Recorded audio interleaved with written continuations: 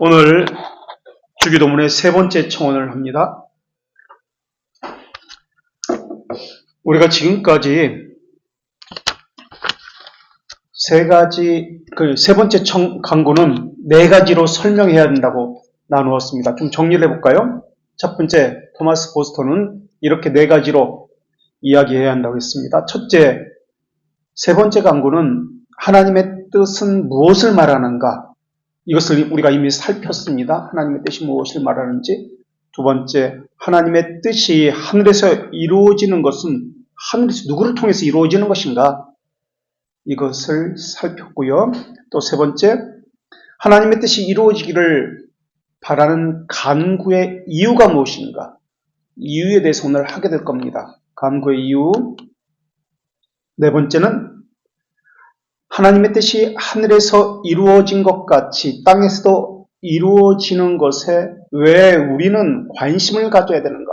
왜 관심을 가져야 되는가? 이게 네 번째입니다. 첫째, 하나님의 뜻이 무엇인가? 두 번째, 하나님의 뜻이 하늘에서 이루어지는 것은 하늘에서 누구를 통해서 이루어지는 것인가? 세 번째, 오늘 해야 될 것입니다. 하나님의 뜻이 이루어지기를 바라는 간구의 이유가 무엇인가? 간구의 이유. 네 번째, 하나님의 뜻이 하늘에서 이루어진 것 같이 땅에서도 이루어지는 것에 왜 관심을 가져야 되는가? 그러면서 첫 번째 하나님의 뜻이 무엇인가에 대해서 여기에는 하나님의 뜻은 두 가지 것이 있다. 하나님의 명령의 뜻과 하나님의 섭리의 뜻이 있다는 것을 했습니다. 하나님의 명령의 뜻은 성경에 기록된 말씀을 의미한다라고 이야기했고요. 또 하나님의 편에서 볼 때는 필연성을 염두에 두어야 하고 사람의 편에서 볼 때는 자발성을 염두에 두어야 한다. 필연성과 자발성에 대해서 이야기했습니다. 그리고 하나님의 명령의 뜻에는 예수 그리스도를 믿는 것이 있고 첫째, 두 번째, 거룩해지는 것이 있다라고 이야기했습니다. 하나님의 명령의 뜻은 예수 그리스도를 믿는 것과 거룩해지는 것이 있다고 했습니다. 하나님의 섭리의 뜻은 또 두 가지로 나타나는데 첫째, 의무에 대한 지시로 나타나고 하나님의 섭리의 뜻은 의무에 대한 지시. 또 두 번째, 하나님의 섭리의 뜻은 특수한 것에 미치기도 하고 특수한 것이라는 것은 구원과 관련된 것을 이야기합니다. 하나님의 섭리의 뜻은 특수한 것에 미치기도 하고 구원과 관련된 것 또한 사람 사이에 일반적인 일에 미치는 모든 일에 일어난다라고 했습니다.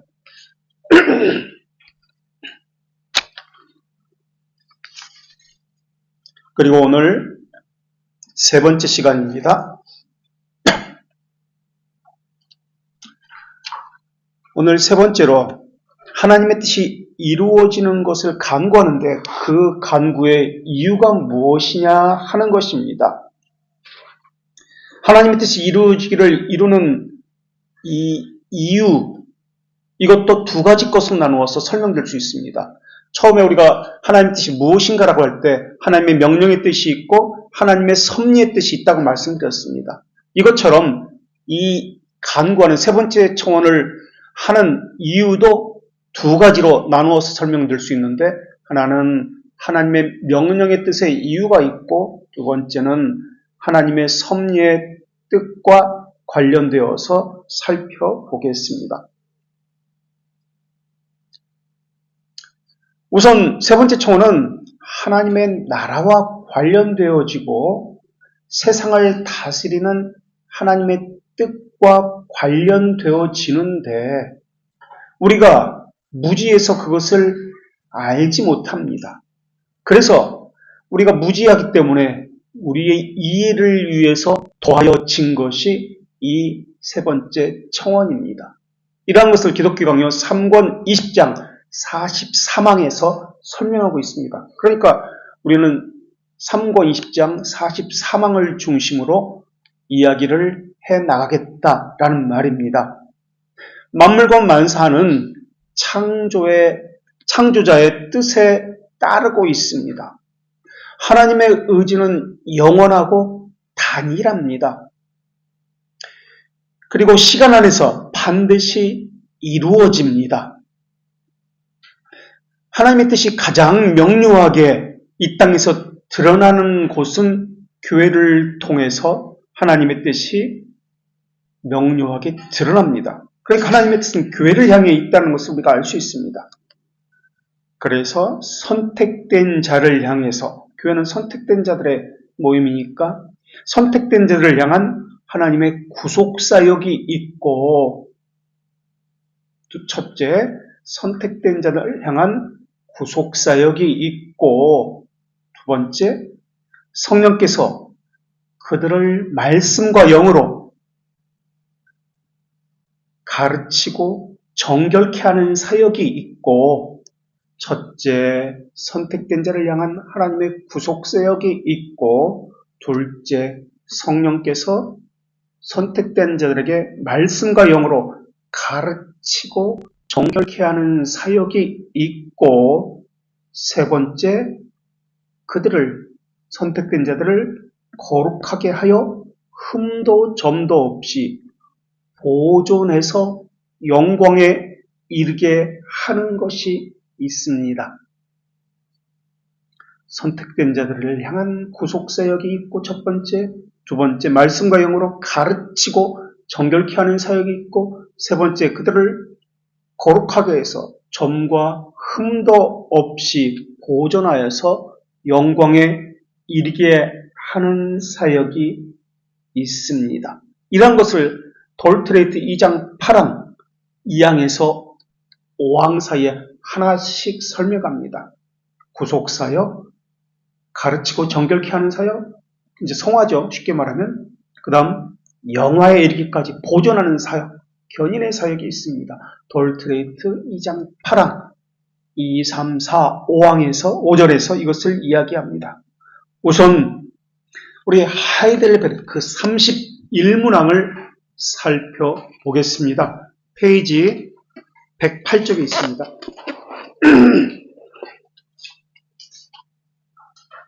108쪽에 있는 하이델베르크 31문항 1항입니다. 31문의 1항 108쪽에 그분은 왜 그리스도 즉 기름 부음을 받은 분이라 불리십니까?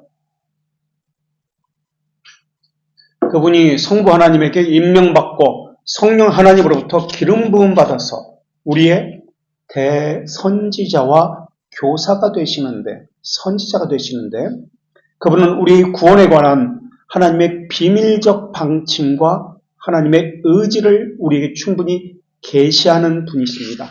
하나님의 의지, 하나님의 뜻을 우리에게 충분히 알리시는 분이십니다. 라고 나옵니다. 하나님의 뜻을 충분히 계시하셨다. 이 말은 완전이라는 뜻은 아닙니다. 모든 것이라는 뜻은 아닙니다. 충분이라는 것은 모든 것은 아니지만 우리에게 필요한 모든 것이라는 뜻입니다. 우리가 알아야 할 모든 것이라는 뜻입니다. 하나님의 모든 것이라는 뜻이 아니라 우리가 알아야 할 모든 것, 우리가 구원에 필요한 모든 것을 알리셨습니다. 이런 말입니다. 하나님의 뜻은 성경에 담겨 있습니다. 그래서 신자의 의무, 신자의 삶의 규칙, 구원에 필요한 모든 것을 우리에게 알려주셨습니다.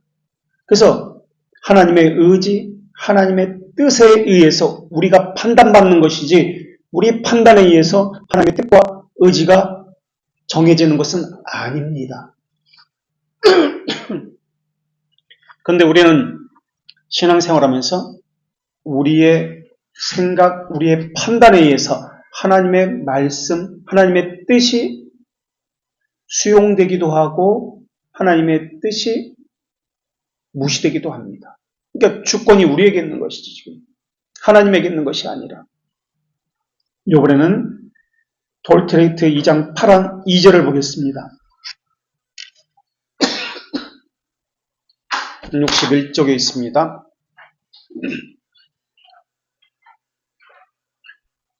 61쪽에 2장 8항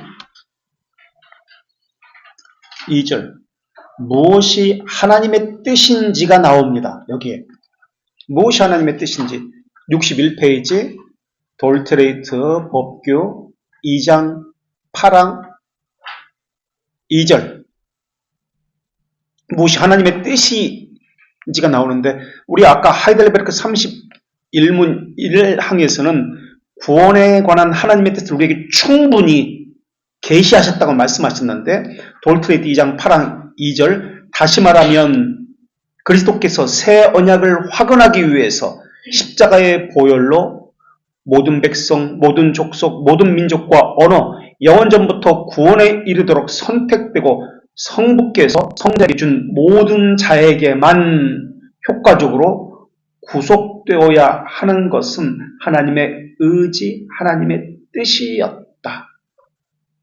무엇이 하나님의 뜻이었다고요? 영원전부터 구원에 이르도록 선택된 자들. 그러니까 그 사람들은 성부께서 성자에게 준 사람들입니다. 하나님의 의지는 그리스도의 영과 말씀으로 모든 시대에 다양하게 훈화와 교훈에 관한 모든 것을 교회에 계시하셨습니다. 그래서 하나님의 선택된 백성은 영원전에 하나님께서 성자 하나님에게 그리스도에게 주신 사람들인데 하나님의 의지를 하나님의 뜻을 구원에 필요한 하나님의 모든 뜻을 충분히 배우게 되고 충분히 자신이 그것을 믿음으로 수용하게 됩니다. 이번에는 대규리문답 43문을 볼게요. 230쪽에 있습니다.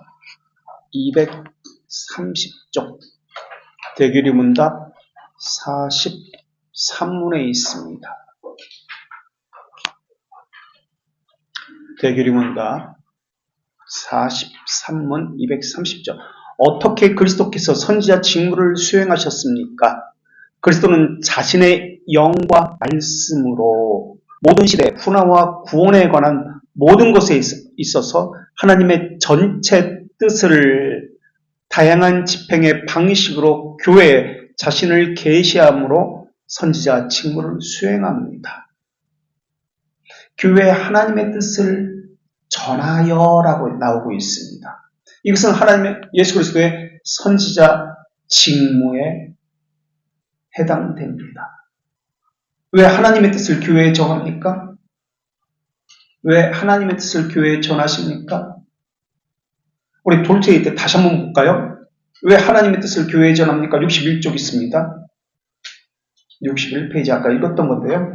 돌트레이트 2장 8항 이번엔 3절을 볼게요. 61페이지 밑줄 친 것. 무엇이 하나님의 의지였다, 하나님의 뜻이었다고 나오나요? 밑줄 친 것에 3절에 무엇이 하나님의 뜻이었다, 의지였다고 나오나요? 무엇이라고 나와요? 3절에 돌트레 밑줄 친 거. 믿음을 그들에게 베푼 것도 하나님의 뜻이었습니다.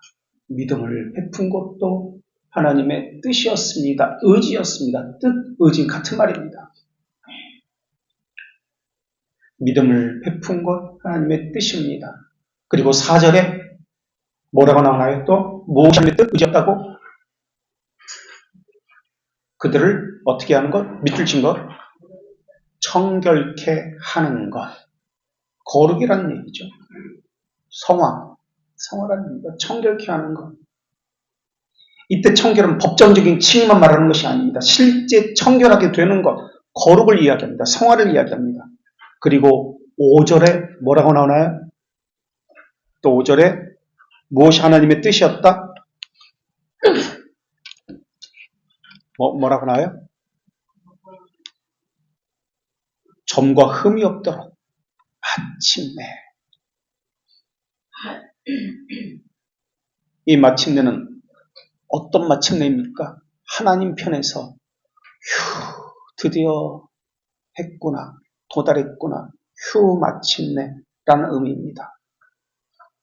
마침내 자신의 임하는 영광을 즐기도록 하는 것도 그분의 의지였습니다. 마침내 하나님의 영광을 즐기는 것도 그분의 의지였습니다. 이렇게 나옵니다.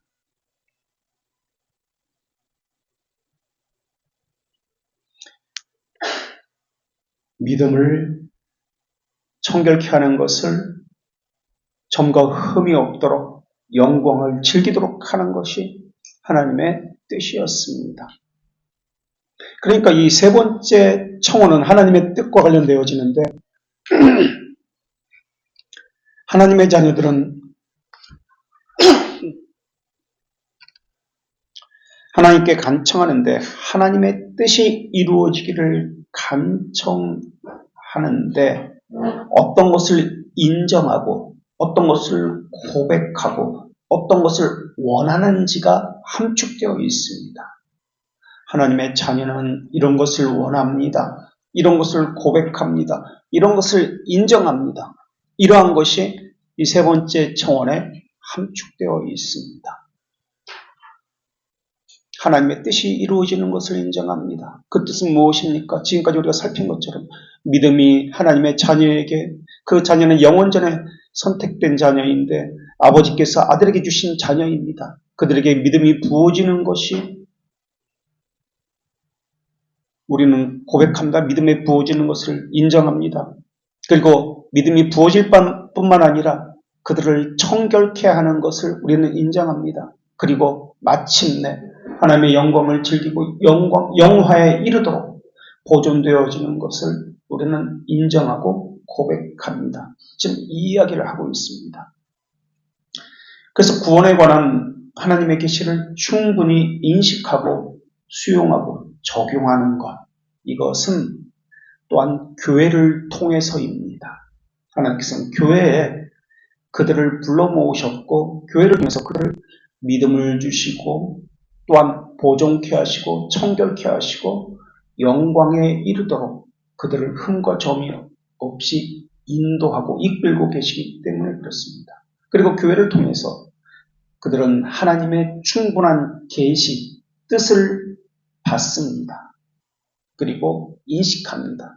그리고 하나님의 영광을 즐기게 됩니다. 실제 흠도 없고 점도 없이 거룩하게 만들어집니다.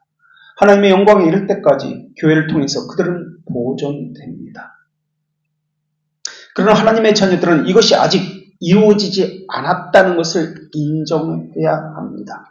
하늘에서처럼 미래형이라고 썼다고 말씀드렸습니다. 땅에서도 이루어지리이다. 아직 이루어지지 않았다는 것을 이야기합니다. 그렇기 때문에 아직 이루어지지 않았지만 땅에 있는 피조물들은 하늘에 있는 피조물이 행하는 것과 같은 것을 똑같이 행할 의무가 있습니다. 마태복음 5장 48절에서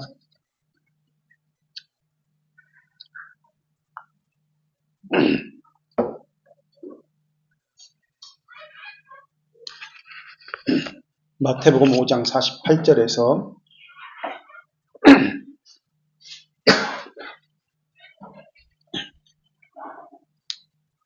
하늘에 계신 너희 아버지의 온전하심과 같이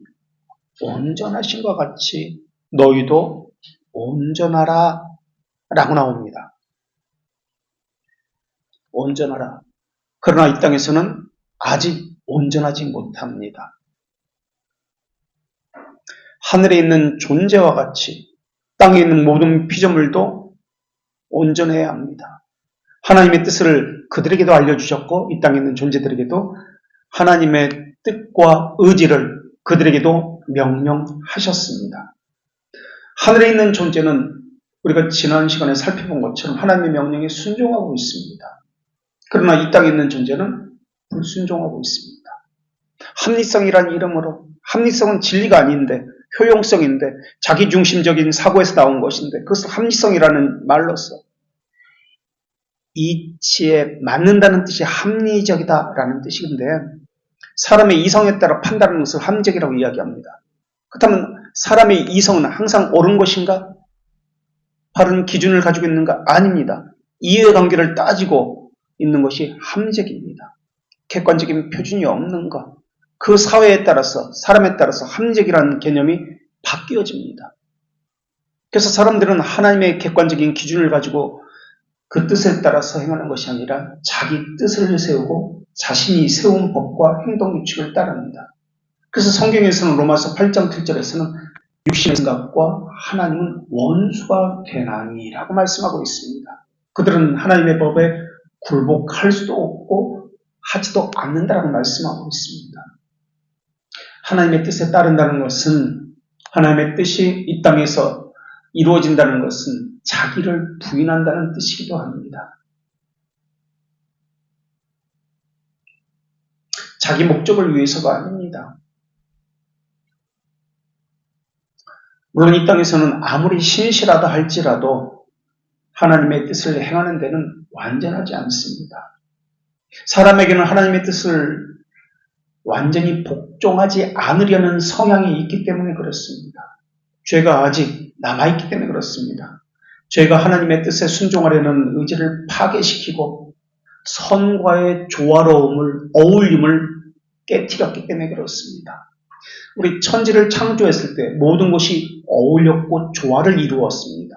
조화를 이루었을 때 이것을 하나님께서 보시기에 기뻐하셨고 이것을 보시기에 좋았다라고 할 때 이 좋았다라는 단어가 선이라는 단어였습니다. 토부, 하나님과 사람, 만물, 피조물과의 모든 관계가 다 하나님을 향해 있었습니다. 조화를 이루었습니다. 그래서 우리가 눈, 코, 입, 이게 조화를 이룬 사람을 뭐라고 얘기하죠? 잘생겼다 그러죠? 이쁘다, 잘생겼다, 조화를 이룰 때. 조화를 이루지 못할 때 이것은 좀 그렇게 이야기하죠. 마찬가지로 조화가 이루었습니다. 그런데 타락 이후, 죄를 지은 이후에 어떻게 됐습니까? 이게 다 깨어져 버린 거예요. 그래서 질서 가운데 있지 아니하고 사자가, 호랑이가 그 상위 질서에 있는 사람을 잡아먹어. 자연이 상위 질서에 있는 사람에게 해를 끼쳐. 또 사람이 상위 질서에 있는 하나님을 멸시하고 모욕하고 욕을 하기도 하고 질서가 깨어지니까 이렇게 모든 것이 깨어져서 거꾸로 이러한 일들이 나타나기 시작한 거예요. 죄가 있기 전에는 이 질서는 온전했고 조화를 이루었습니다. 하나님의 질서대로 모든 것이 이루어졌기 때문에 그렇습니다. 그래서 이것을 하나님께서 보시기에 좋았더라라고 했습니다. 그런데 이제는 육에 속한 사람은 특별히 성령의 일을 받지 아니합니다.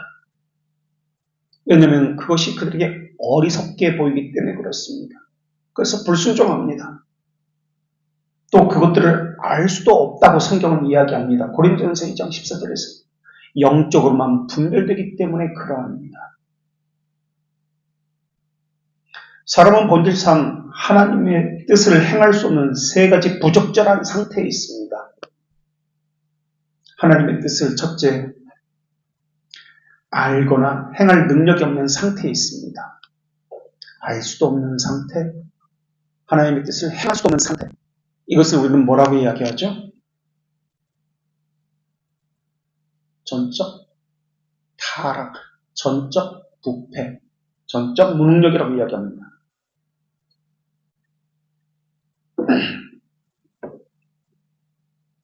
육에 속한 사람은 성령의 일을 받지 않습니다.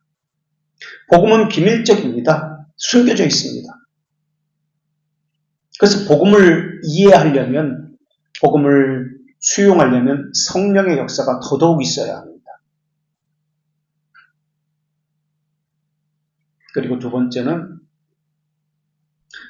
세 가지 부적절한 상태에 있는데 하나님의 뜻을 행할 수 없는 세 가지 부적절한 상태. 두 번째는 하나님의 뜻을 알아도 하나님의 뜻을 향한 의지가 없는 상태입니다. 전적 무능력을 이야기합니다. 행할 의지가 없어요. 하나님의 뜻을 안다고 해도 그것이 옳다는 것을 압니다. 그런데 행하기 싫어요. 행하지 않습니다. 그것이 옳다는 것을 알아도 행할 의지가 없기 때문에 그렇습니다. 욥기 21장 14절에서 뭐라고 이야기하냐면 그러할지라도 그들은 하나님께 말하기를 우리를 떠나소서. 하나님이 우리를 떠나기를 바라는 것입니다. 우리가 주의 도리를 알기를 원하지 아니하나이다라고 이야기합니다. 호세아 4장 16절에서도 이스라엘은 완강한 암소처럼 완강하니라고 말씀하고 있습니다. 완강하다. 그러면서 이제 여호와께서 어린 양을 넓은 들에서 먹임같이 그들을 먹이시겠다고 말씀합니다. 고집대로 행합니다. 완강합니다. 자기 생각 그대로 행합니다. 이게 완강하다는 뜻이에요. 완고하다. 하나님의 뜻으로 여기도 자기 뜻대로 행합니다. 또 세 번째로 그들의 의지에는 잘못된 길로 가려고 하는 편견이 가득 차 있습니다.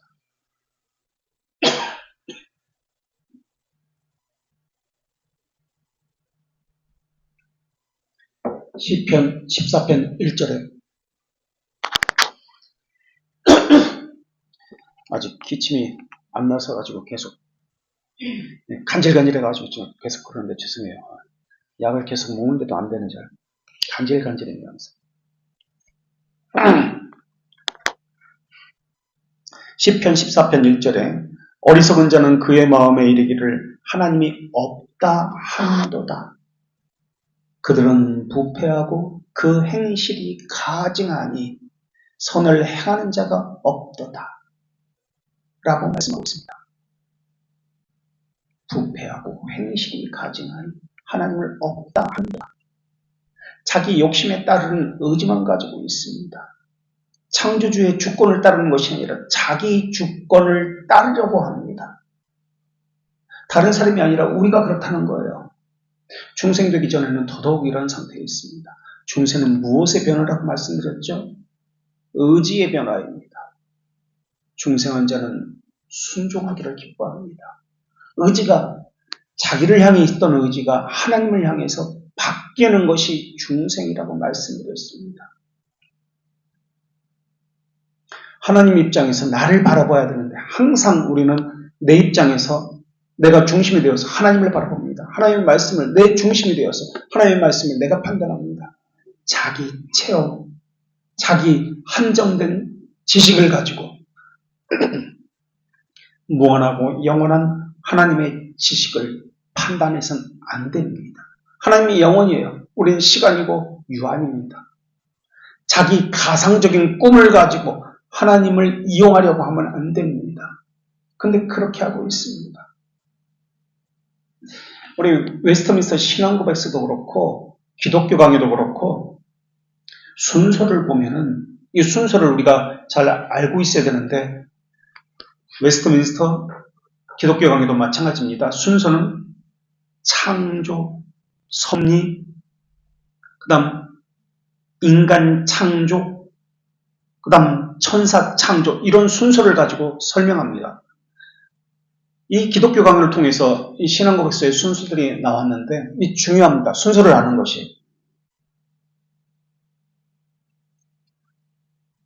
창조, 섭리, 인간 창조, 천사 창조. 그 다음에 천사 창조 다음에 인간 타락을 이야기합니다.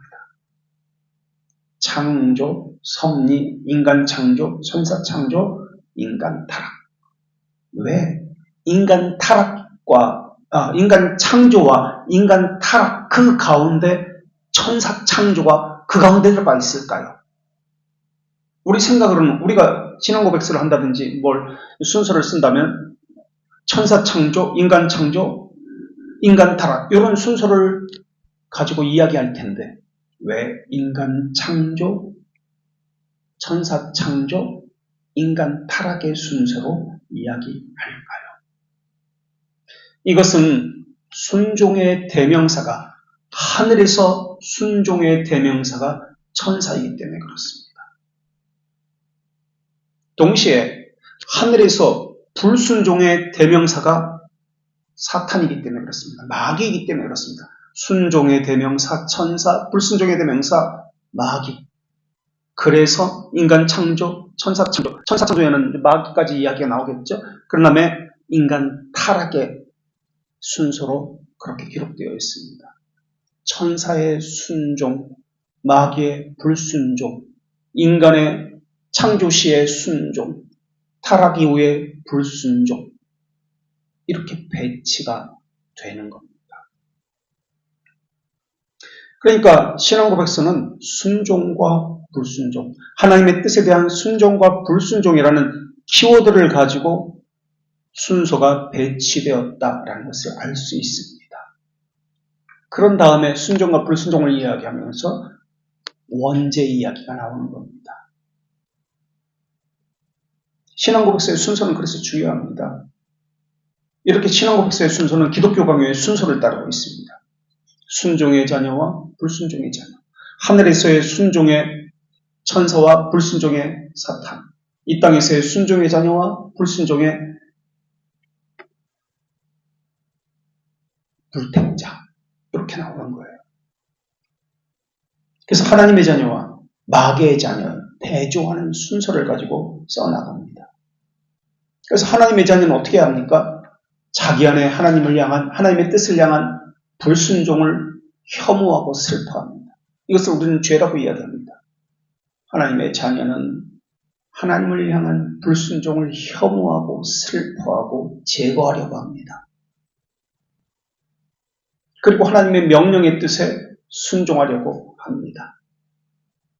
명령의 뜻은 우리가 첫 번째 시간에 살핀 것처럼 예수 그리스도를 믿는 것, 거룩하게 되는 것, 모든 하나님의 심판이 모든 자에게 나타난다는 것, 이러한 것들을 이야기합니다. 그렇다면 질문 한번 해볼까요? 하나님께서 정죄받는 것은 무슨 이유 때문에 정죄받습니까? 왜 심판받습니까? 왜 정죄받을까요? 왜 심판을 받을까요? 예수 그리스도를 믿지 않기 때문에 정죄받고 심판받을까요? 어떻게 생각하세요? 이 질문에 좀 어폐가 있긴 있지만 어쨌든 논리적인 것을 말하기 위해서 질문드린 겁니다. 하나님께 심판받습니다. 정죄받습니다. 무슨 이유 때문에 정죄받을까요? 믿지 않아서 예수 그리스도를? 하나님께 죄를 졌기 때문에? 대적했기 때문에? 로마서 2장 12절을 볼까요? 로마서 2장 12절. 하나님의 진노가 어떻게 나타난다고 말씀하고 있습니까? 로마서 2장 12절. 2장 12절. 로마서 2장 12절. 무릇 율법 없이 범죄한 자는 또한 율법 없이 망하고 율법이 있고 범죄한 자는 율법으로 말미암아 심판을 받으리라. 그들은 율법을 지키지 않았기 때문에 심판을 받습니다. 거룩하지 못했기 때문에 심판을 받습니다. 예수 그리스도를 믿는다는 것은 예수 그리스도의 순종의 의를 내 것으로 삼는다는 말입니다. 거룩하다고 인정을 받는다는 말입니다. 결국 예수 그리스도를 믿지 않으므로 심판받는다, 정죄받는다는 말의 의미는 거룩하지 않아서, 죄가 많아서, 죄가 있어서 심판받는다는 말의 의미입니다. 로마서 1장 18절, 그 앞에 또 한번 볼까요? 1장 18절. 여기는 이렇게 나타납니다. 1장 18절 넘어서 하나님의 진노가 불의로 진리를 막는 사람들의 모든 경건하지 않음과 불의에 대하여 하늘로부터 나타나는 하나님의 진노가, 하나님의 심판이 무엇 때문에 하늘로부터 나타났습니까? 경건하지 않은 불의에 대해서 나타난다고 했습니다. 예수 그리스도를 믿음으로 심판을 받지 않는다는 말의 의미도 이것과 동일합니다. 경건하지 않음과 관련되어 있습니다. 불의를 행하는 것과 관련되어 있습니다. 하나님의 은혜를 받은 자에게는 그 사람 마음에 기록된 하나님의 뜻, 이것을 우리는 율법이라고 이야기하기도 하고 말씀이라고도 이야기합니다. 하나님의 율법이 그 심정에 기록되어 있습니다. 그래서 그 사람의 마음에는, 하나님의 택자에게는 하나님의 기록된 율법들을 가지고 있습니다. 그래서 자기는 알지 못하지만 하나님의 말씀이 함께한다는 증거들을 가지고 있습니다. 하나님의 말씀이 가지고 있습니다. 그래서 그 증거가 나타납니다. 그 가운데 하나가 우리가 하는 묵상과 관련된 것들이 있습니다. 하나님의 말씀과 함께합니다. 증거를 갖습니다. 이것이 교회다, 이것이 신자다 할 때 하나님은 그들에게 새겨진 하나님의 율법을 가지고 그 증거를 삼습니다. 그들은 하나님의 법을 행하는 것을 기뻐합니다. 그리고 반대로 하나님의 법을 불순종하는 것을, 범하는 것을 두려워합니다. 하나님의 말씀이 내게서 떠나는 것을 가장 고통스러워합니다. 잠언 21장 1절에서도 왕의 마음이 여호와의 손에 있으니 마치 봄물과 같아서 그가 임으로 인도하시니라 라고 말하고 있습니다. 그의 마음이 여호와의 손에 있음과 같다라고 이야기하고 있습니다. 하나님의 뜻이 그 사람 안에 있습니다. 그 사람의 마음에 기록되어 있습니다. 그래서 하나님께서는 하나님의 택자를 하나님의 뜻대로 인도하십니다. 또 그 사람은 하나님의 기록된 말씀에 의해서 선택하고 판단합니다. 시편 119편 36절에서도 내 마음을 주의 증거들에게 향하게 하시고 내 마음을 주의 증거들에게 향하게 하시고 탐욕으로 향하지 않게 하소서라는 기도가 나옵니다. 내 마음 주의 증거들에게 향하게 하시고. 그렇기 때문에 주기도문의 세 번째 이 청원은 내가 어떤 것을 원하고 있습니다를 말하고 있는 것입니다.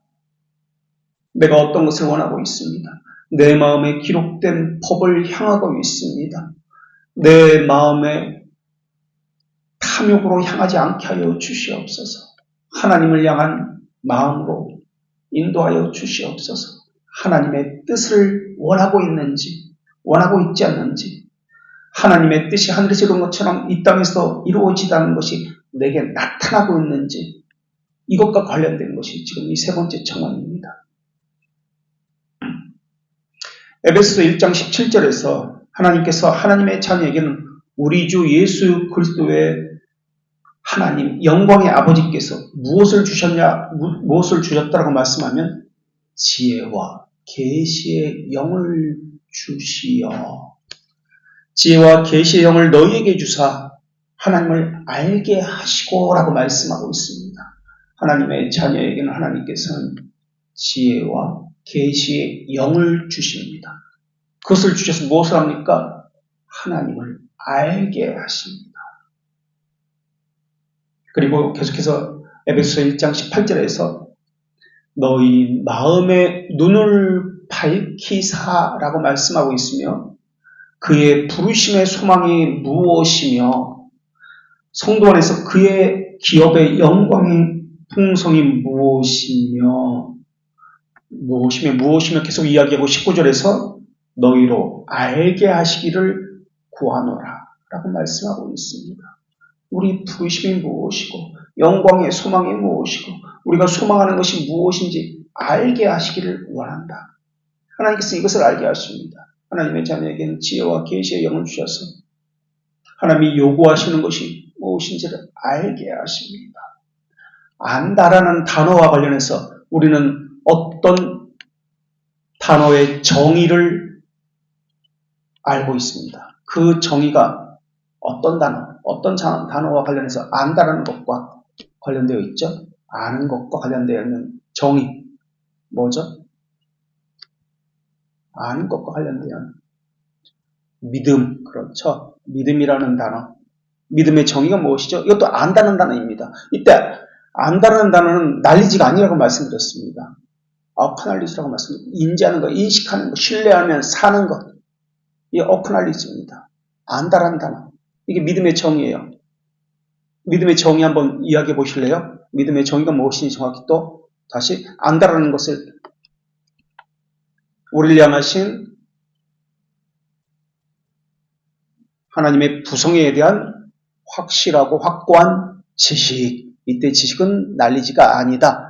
이론적인 지식이 아니다. 삶에서 체험하여 확실하게 알고 있는 인지하는 것, 인식하는 것, 신뢰하는 것, 이러한 모든 것을 포함한 단어 어크날리지다 라고 말씀드렸습니다.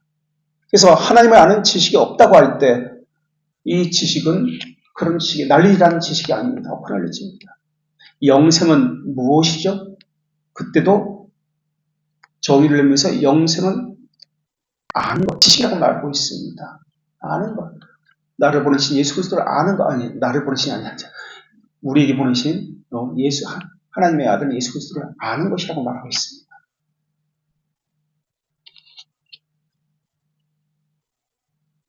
하나님의 뜻을 행하고자 한다면 우선 아는 것과 난리지와 처음 전제가 되어야 합니다. 하나님의 뜻을 알고자 하면 하나님의 뜻이 무엇인지 알아야 하고 부르심의 소망이 무엇인지 알아야 합니다. 맹목적 순종이 아니에요. 무지가 아니에요. 하나님의 뜻은 감추어져 있다는 것이 전제되어 있습니다. 그런데 하나님은 감추어진 이것을 드러내준다. 이게 계시라는 뜻이잖아요. 드러내주신다, 보여주신다, 나타내주신다. 이게 계시라는 뜻인데, 아포칼립소. 계시라는 뜻인데, 지혜와 계시의 영을 주시사 그들에게 알게 하신다. 하나님의 자녀는 그래서 하나님을 알기를 원합니다. 그래서 맹목적 지식이 아닙니다. 자연적 맹목성을 제거해 가십니다. 그래서 항상 하나님의 자녀는 어떤 특징이 있다? 궁금해집니다. 항상 의문을 갖습니다. 하나님의 뜻이 무엇일까? 내가 이렇게 하고 있는 것이 하나님의 뜻대로 행하고 있는 것일까? 늘 고민하고 궁금증이 있습니다. 그래서 질문이 많아요. 그러나 성도에게는 또한 동시에 불순종하려는 연약함이 함께 있습니다. 그래서 하나님의 자녀는 동시에 하나님께 불순종하려는 하나님께 순종하려는 의지를 가로막는 부정함을 제거해 달라고 간절한 소망도 함께 있습니다. 하나님의 뜻에 싫어하는 이러한 마음을 제거해 주십시오. 잘못된 길로 가려는 이런 성향을 제거해 주십시오. 소망과 함께 그것과 맞서 싸우는 것이 있습니다. 이게 하나님의 자녀의 특성입니다. 예레미야 31장 18절 말씀에서도 내가 멍에 익숙하지 않은 못된 망아지와 같다라고 그렇게 고백하고 있습니다. 하나님의 뜻이 내게서도 이루어지기를 원하는 강한 마음이 하나님의 자녀에게 있습니다. 그래서 마태복음 5장 48절에 그러므로 하늘에 계신 너희 아버지의 온전하심과 같이 너희도 온전하라 라는 말씀을 따라서 온전해지려고 분투합니다. 온전해지려는 것은 오늘 이제 우리가 나누게 될 것이지만은 외적 의무만을 가지고 이야기하지 않습니다. 내적인 것과 외적인 것 모두를 가지고 이야기합니다. 동시에 하나님의 섭리의 뜻과 관련해서 이건 이제 다음 시간에 할 텐데 첫째, 하나님의 명령의 뜻과 관련되어진 것이고 두 번째는 하나님의 섭리의 뜻과 관련되어서 하나님의 자녀들은 첫째, 인정한다. 두 번째, 고백한다. 셋째, 원한다. 넷째, 동의한다. 이러한 마음이 있습니다. 인정하고 고백하고 원하고 동의합니다. 그래서 이 네 가지 인정, 고백, 원함, 소망이겠죠. 하나님의 뜻을 따르도록 원한다는 뜻입니다. 동의한다. 이것을 하나씩 다음 시간에 살펴보도록 하겠습니다. 여기까지 혹시 질문이나 하실 말씀이 있으세요?